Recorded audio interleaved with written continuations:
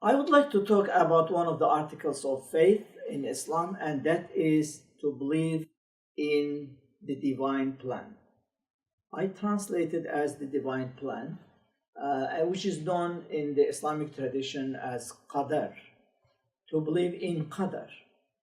Qadar comes from the Arabic word qadara, which means to measure out, basically.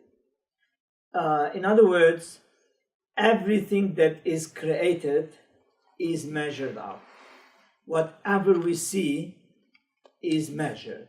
There is no randomness in the universe. As if there is a blueprint for everything. And be human beings or be plants, be animals. There is a program, and everything is moving based on that program. Now, this does not mean that human beings do not have free will.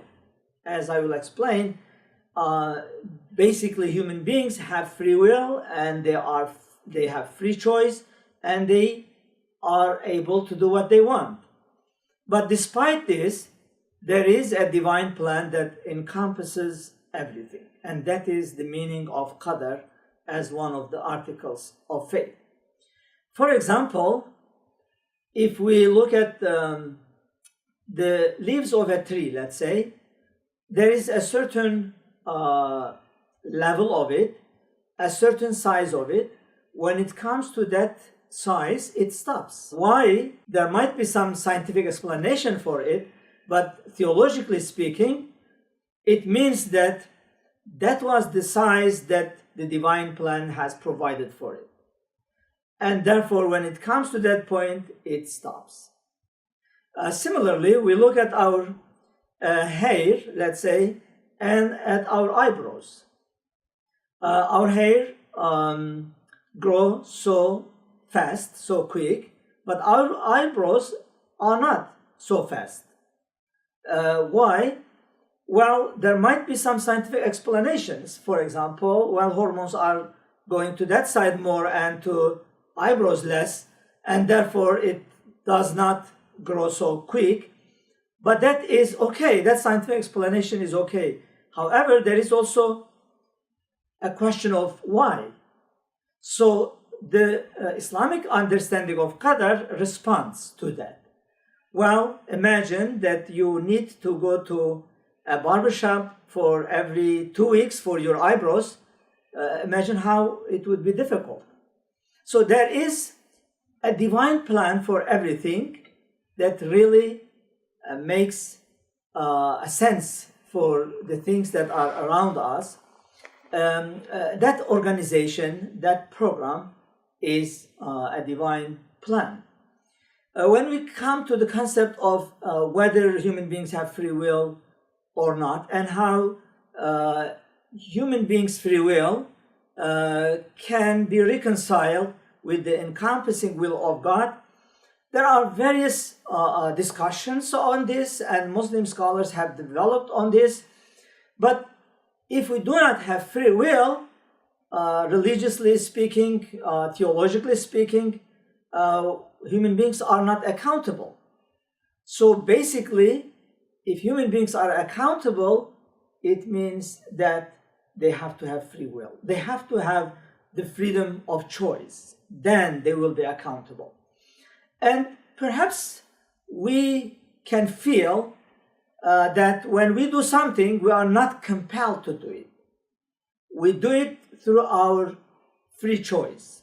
If I'm going to give an analogy to help us understand this, I would give an analogy of an elevator. Let's say we got into an elevator, and there are several buttons.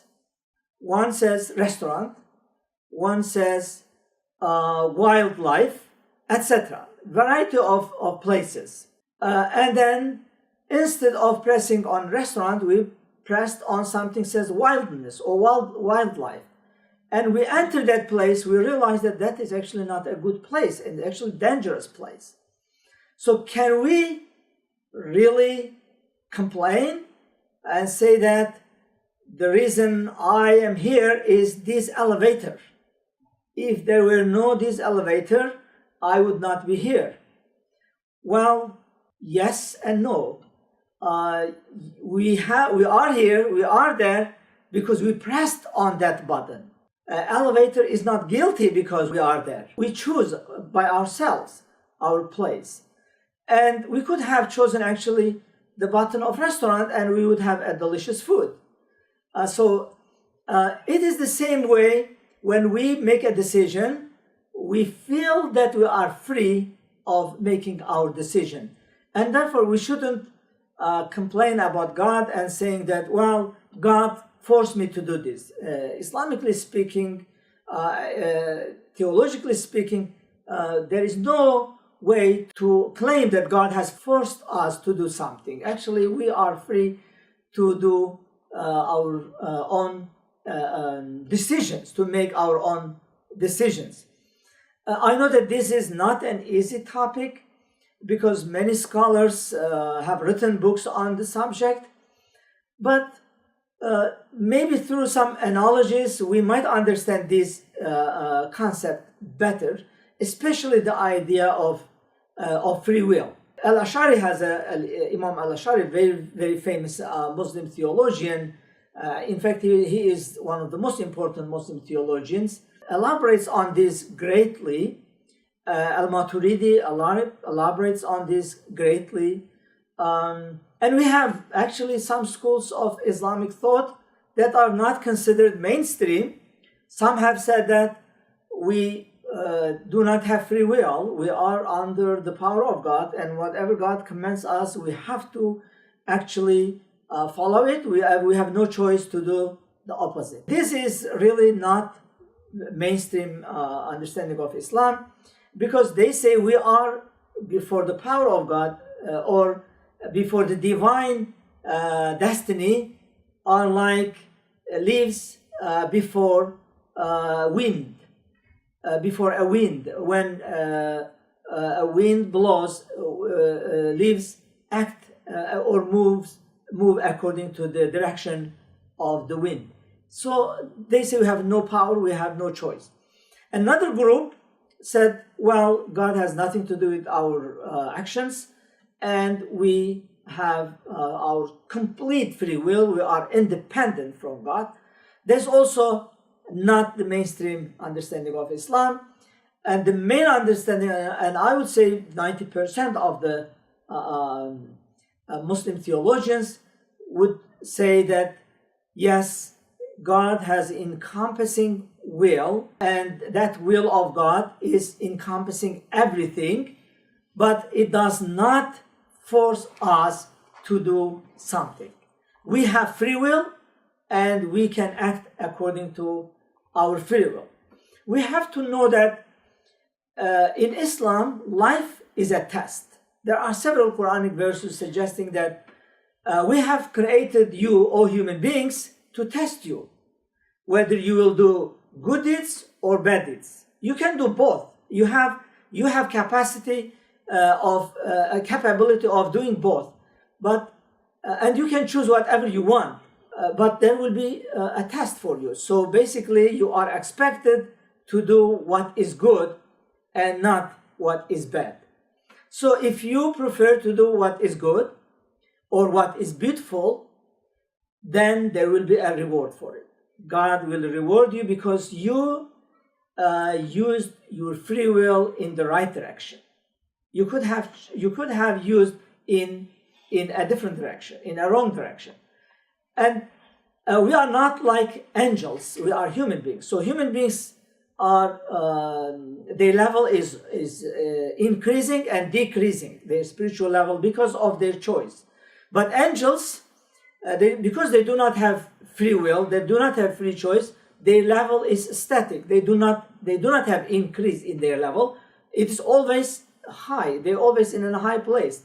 They cannot even disobey God, basically, according to the Islamic theology. And therefore, since life is a test, and since we have free will, we can understand the encompassing will of God, and also we can understand the divine plan, but we should be aware that divine plan does not force us to do something. God has put on our nature our free capacity, our freedom of choice. So we can actually choose freely what we want, and we can avoid what we don't want. In fact, when it becomes compulsory for us, then, for example, if someone forced to do something, then accountability is lifted. That person is no longer accountable because he didn't have free choice. And that's a very important principle in Islamic theology. Thank you.